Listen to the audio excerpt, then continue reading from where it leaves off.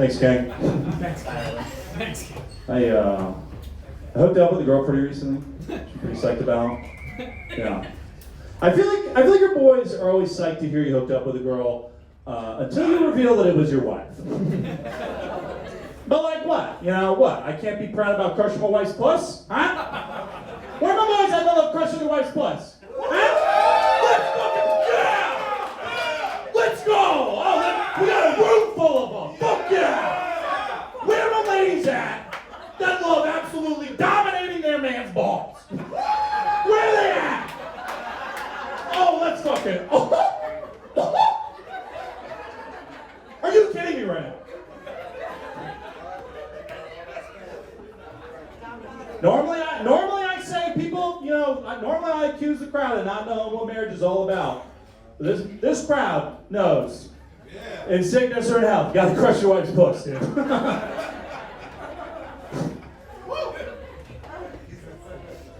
My wife is from the deep south. So like every once in a while, her family will come at me with like a phrase that I never in my wildest dreams ever thought I would hear. Like for example, the other day we were all just kind of hanging out, and I was like, "Hey, do you guys want to go to Dairy Queen?" And her uncle chimes in, and he's just like, "I'd rather be dipped in shit and shot for stinking." What, dude? I invited you to go to Dairy Queen, not introduce me to some new fear. I never in my wildest dreams would have like expected, like, yeah, that never came across as a way that I could die until you just said that. I think too, like, you know, Southern people are all about like, you know, like oral traditions and like being proud of like historical events that really nobody should be proud of. So like, I for sure think that happened to someone and they're just keeping that memory alive.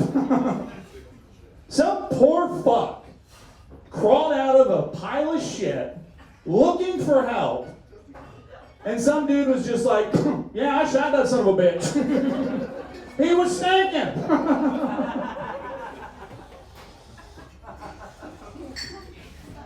You know, she and I went to a wedding not too long ago. It was also in the South. It was at a Roman Catholic church, so like, you know, very formal, very, very formal. The wedding starts, the bride and groom are at the altar, and the priest starts reading a poem. I have a piece of that poem here, just to sort of give you guys an idea of what this was like. He started, so close, no matter how far. Couldn't be much more from the heart. Forever trusting who we are. And nothing else matters. Never opened myself this way. Life is ours, we live it our way. All these words I don't just say. And nothing else matters. And I'm listening to this, and I'm starting to, like, this is starting to sound familiar. That's because it was the lyrics to Nothing Else Matters by Metallica. Yeah. And he was reading it like a missing book from the Bible. Which, like, you know, to be fair, the Bible's got a couple bangers. So he finishes the entire song, skips the solo, which, you know, would have made that short myself. And they call it a day. You know, I just never would have expected that their most special day would have also been mine. I get a lot of phone calls from job recruiters.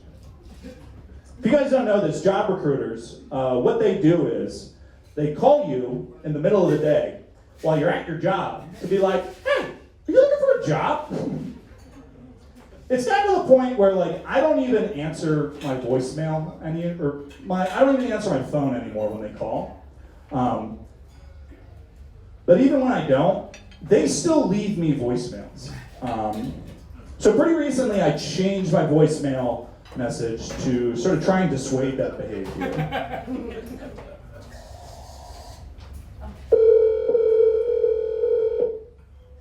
Hi, Hi, you reached the voicemail box of Frank DiBamilitano, ghost hunter, convicted felon, and fitness instructor. If you by chance would like to leave me a message, please leave it after the pound. But also, I'm looking for a job. If you happen to have a job, please, for God's sake, leave me a message. Thank you. But even then, I still get messages that are like this. Hi, John. Bill Stambrook calling from the Scout Network. I got a good laugh at your Yeah, that's the point, Bill. Don't leave me messages.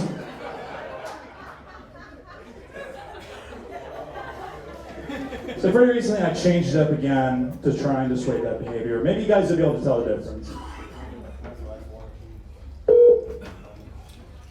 Hi, you've reached, hi, you've reached, you've reached,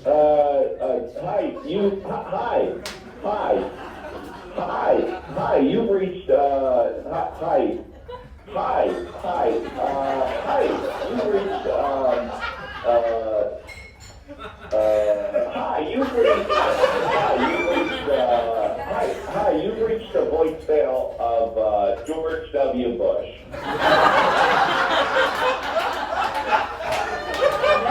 Well, I cannot accept any messages at this time. I haven't been getting voicemails, but I have been getting death threats. Mostly through text. Not too long ago, I was actually at a company where a recruiter had gotten me the job. So for the first 6 months or so that I was working there, she would not stop calling, emailing, or texting me. So it gets to the point where she texts me one day and she says, "Hey John, it's Christine from Workbridge. It's been a while. I just wanted to check in and see how things have been going."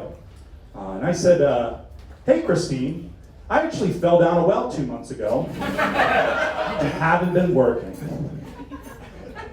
She didn't stop texting me. She texts me again 6 months later.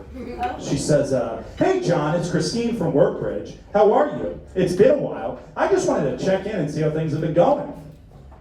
And I said, "Hey Christine, it's been 8 months, 6 days, and 15 hours since the fall. If you remember, last time we had talked, I had fallen down a well.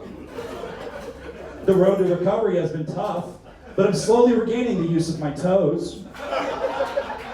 The fall completely severed the nerves between my legs and my toes. Through an experimental podiatric procedure, doctors were able to reconnect the toe nerves to my brain, but at a cost. I have lost the ability to love."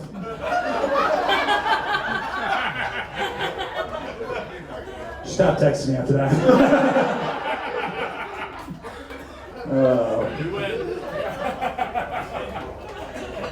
I remember not too long ago when I was still looking for a job. I was on a gig worker site, and I found a job for doing a kid's homework. As a kid, I feel like most of us we're probably thinking when we're doing our homework, we're thinking when are we ever going to use this as an adult? Right fucking here. This is it. So I took that job. He paid me $30. I did his homework. And then I fucking told on him. Welcome to the real world, bitch.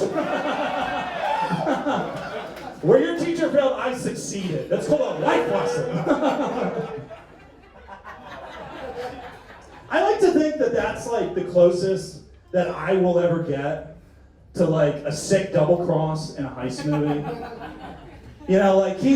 He's clapping away on his computer, just uploading his homework. The loading bar gets to 99%. The room is entirely pitch black. And then an error pops up, and it's just "Cheater detected!" And he's just "That son of a bitch sold me out!" And then a shadow appears behind him. And it's me. And I'm just "You paid me to do the work. You didn't pay me not to tell. And I snap his neck. That's like lesson number 2, bud. Thank you guys so much.